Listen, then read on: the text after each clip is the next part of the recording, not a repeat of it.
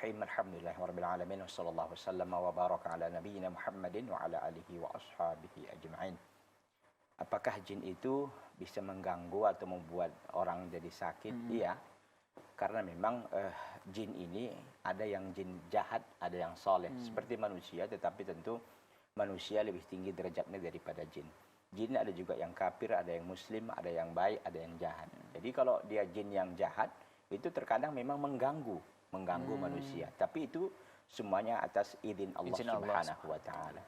Nah, kalau kita lihat dalam riwayat Bukhari, Rasulullah SAW suatu saat mengatakan bahwa beliau suatu malam itu didatangi oleh jin ifrit. Jin ifrit datang kepada beliau ingin memutuskan atau mengganggu salat beliau. Lalu beliau pegang, lalu ingin beliau ini menambatkan jin ini di salah satu tiang dari Masjid Nabawi. Tapi beliau teringat dengan saudaranya Nabi Sulaiman alaihi salam yang diberikan kekuasaan tentang mengendalikan jin dan sebagainya.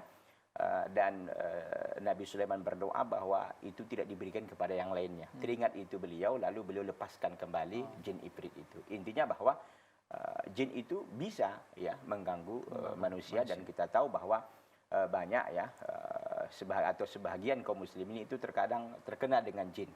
Maka cara mengeluarkannya atau cara mengobatinya tentu dengan ruqyah syar'iyyah, dibacakan ayat-ayat Allah Subhanahu wa taala sehingga dia kepanasan dan terbakar dan keluar dari orang yang diganggunya itu. Wallahu taala. Baik, jazakumullah khairan. Mudah-mudahan Ibu Am di Ciamis mendengarkan jawaban ini dan bisa difahami. Kita ke pertanyaan dari Minhum di Palembang. Apakah wanita dan laki-laki yang masuk Islam wajib disunat, Ustaz? Iya.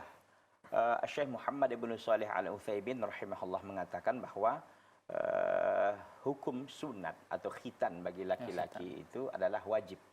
Sementara bagi perempuan ya itu adalah sesuatu yang mustahab, sesuatu yang sunnah.